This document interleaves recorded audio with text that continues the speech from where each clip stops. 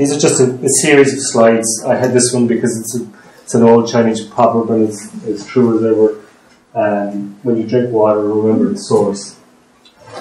That's very important for Bandon because we live in an area that has a drinking water that's very low in calcium. It's an extremely soft water, which is why it was very good for fisheries once. Not so much anymore, but a lot of the rivers in Ireland, there's about 120 water sources that would be low or soft waters with low calcium levels, and that has a very high significance for your health generally, but it is the most significant issue with regard to the toxicity of fluoride. The single most important factor is the calcium level in your water. If you have soft water with low calcium, your fluoride level in your blood will be significantly higher than if you're drinking hard water with the same level of fluoride in it. That's important to know, for all of us to know. This is an interesting one because I have a letter. I have a letter here that I got. One of, I wouldn't say few, but many. I'm satisfied. This is from Dr. Riley to Jimmy Deehan, who's one of the few TDs and ministers who doesn't believe anything that I believe that James Riley says to him. He questions, which is good. I am satisfied that the advice provided by the Irish expert body on fluorides on health is based on science. There isn't a shred of science in terms of what the Irish expert body's opinions, because they're not based on scientific fact, are. And anybody who questions the opinion of the expert body is deemed to be of unsound mind, because they're an expert body. It's great to put a label on someone and go, they're the expert body, but nobody asks who's on the expert body. There's no medical physician on the expert body. There's no oncologist. There's no pediatrician. There's no toxicologist. I mean, there's no veterinary surgeon. I mean, every domesticated animal in the country is drinking tap water if they're living in an urban area, and you've got the same problems with animals occurring for a lot of the medical problems that they would have as are in humans. And nobody's asking about it. It is important. I don't accept anything anymore. I question everything. So Declan, who is on the committee? Who is on that expert panel? Are they all dentists? There's 5 dentists. 3 of them were professors of dentistry who have taught all of the dentists in the country that fluoride is the greatest size pen. That's the greatest, medical advancement in dentistry in the last century. That's what they've been saying. And they've been going around the world saying the same thing. They've gone into countries like Saudi Arabia and other places to introduce fluoridation there as well. It's almost like a little club of Freemasons in the world in terms of what's going on there. It makes no sense. But so after doing my own review of it, I wondered what I was going to do when I started doing the research. And initially I wrote like a 40-page document, and I contacted a few of my colleagues who were medical physicians, and I said, you gotta look at this stuff. And they had a look at it, and they came back to me and said, yeah, so what are you going to do about it? And I said, you need more information in the kind of thing. And I was going, great, but who's going to do that? Like, are you going to do it? And there was a no, but do you expect me to do it?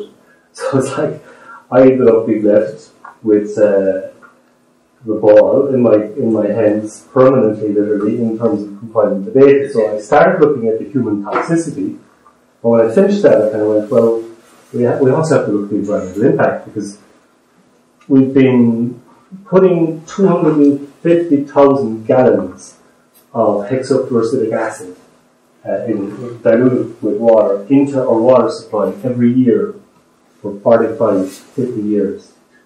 And 99% of that is not used for the purpose it was intended. It's used to flush your toilet and wash your clothes and wash your car and in hose pipes and everything else. And all of that fluoride that's in it ends up being washed into the sewer system and ends up being discharged into the ground, into the water, and onto agricultural land, because they take biosolids from sewage treatment plants and they put 100,000 tons of it on agricultural land every year. And we're a small island, so we don't have a whole lot of land. And the land fluoride doesn't evaporate. It accumulates in the soil, and it accumulates in sediment and rivers. So it doesn't disappear. It's not like Houdini. It's like, it goes somewhere. It's retained. We live we don't live in a limitless environment. It has its limits, like anything, and it only can absorb so much. So I was curious about the environmental impacts, and I realized that we have like 273 water treatment plants around the country that are discharging fluoridated water, and there has never been one environmental study done in 50 years in Ireland to look at the impact of fluoride emissions on the aquatic or terrestrial environment. Not a single study. It's bad enough as well. That's nothing compared to the fact that there's been no study in humans as well. But every time they get planning permission for a new water treatment plant, they're supposed to do an environmental impact assessment. And as part of the environmental impact assessment, they're supposed to assess what the environmental contaminants are going to be in the discharge and what the impact would be on the environment. It's never been done.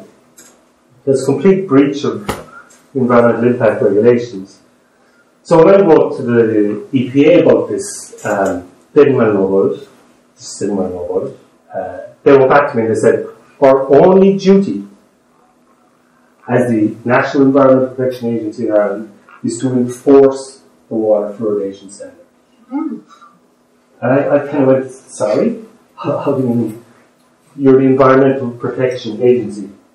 And they went, our only obligation is to examine, to ensure that all the water treatment plants are putting enough fluoride in the water and that they don't exceed the standard.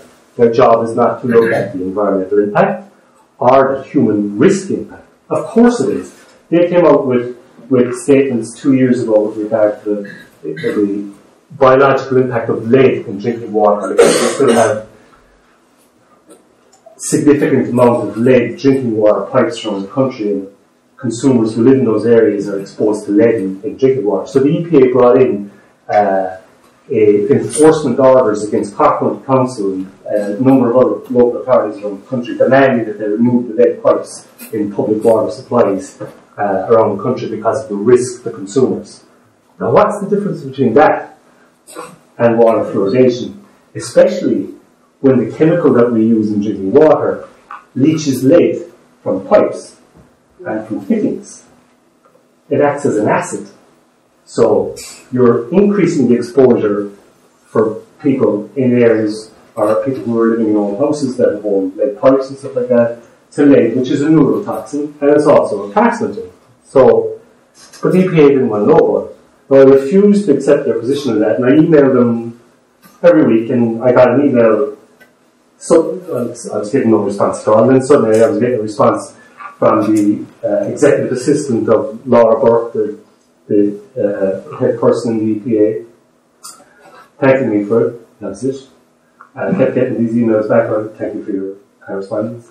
So I emailed them back 2 weeks ago when I got a letter from the President of the European Parliament, who I'd written to, who I've been sending emails to as well, and writing to them as well. And he took the time to write me a letter, to thank me for the research I've done, and to say that he has circulated that information to various committees within the European Parliament, and to keep them informed on the issue. Now, after 18 months of corresponding with the EPA, I've still not got any adequate response at all. And I said this back to the executive. I said, if you send me one more of these emails saying that, thanking me for email, and not have a situation where the EPA would seek to meet with me to discuss my report, to discuss the concerns that I have, it is not just a disgrace, it is absolutely unacceptable from the point of view of what the responsibilities are in terms of protecting public health. And they're not the only agency. I've written to the inland fisheries, I've sent my report to the inland fisheries and given them all the references and studies done internationally with regard to the impact of fluoride on juvenile salmon and other species. Nothing. No response. I've rang their offices and secretary got back to me and says, oh yeah, the chief executive is very interested in that, but and he'll get back to you. That was 8 months ago. I've never got a response back from them. And it just goes on and on. I got a letter from the chief executive of the Health Service executive this week, and I was going, oh, this is great. Let's see. I got another one from Minister Hogan, who's responsible for all the local authorities and subsequently responsible for all water fluoridation plants and responsible for provision of safe drinking water to everybody's house. And he tells me that he's forwarded my correspondence to the Minister for Health because it's not relevant to him. And the chief executive of the HSE, who's he responsible to? Well, it's also a matter that's not relevant to him because he says it's a policy issue to do with the Department of Health instead of to do with the HSE. So they'd be great on a football team. Absolutely. For the way that they're approaching the whole subject area. And that's only an example of a nice box of letters there that I'm going to paste the wall with one of these days, like of excuses for not doing their jobs. It's really unacceptable. And, slowly, very slowly, some of the newspapers are beginning to wake up to this. I mean, it's great that I got a phone call yesterday and again this morning, and it was from the editor of Hot Press, and they're going to run a big feature on it next week. Initially they were going to do a smaller feature, but now they're going to run a much bigger feature. And that's great. Hopefully they'll light a fuse. Last week I was in the Senate. I was just lucky. I got a phone call on a Monday from David Norris's office saying that he was putting a motion in the Senate to demand an independent review of water fluoridation, and I'd love to have known earlier. It's a pity I didn't, because we could have motivated the troops and we could have ensured that people turned up at the debate. There was 11 senators in the Senate for it, and the two oldest serving senators in the Senate, Senator David Norris and Senator Fergal Quinn, were the only two who spoke about the concerns of water fluoridation. Fergal Quinn had been in touch with me as well previously. And I sat there, the only person in the visitors gallery with no journalists and nobody around. It was like a puppet show. And every single female senator and Labour senator stood up, one after the other, saying, there's nothing wrong with the policy, we have to sentences came out like, you can't have an independent review because it would undermine the public confidence in the health service. Declan, question: did some of those senators receive your report? Yeah, they've all received it. So even on the back of the report, they still. Yeah, no, they hadn't read it. They hadn't read it at all. But so anyway, that's what happened last week, and at the end of the debate, the government actually managed to put in a kind of amendment to what David Norris was saying, which David Norris hadn't even seen, which was basically that they still had confidence in the Irish expert body, who would continue to review the information with regard to fluorides and health, and that was it. And they had a verbal kind of vote in the audience, which was yay or nay kind of stuff, and I sat there and I walked out. There was 3 people who said they wanted an independent review, and the rest of them, the other 8, said no. And it's gas because I sent an email to all the senators afterwards when I came back with a link to an interview with the Lord Mayor of Windsor City, which has a population the same size as County Cork, more or less. And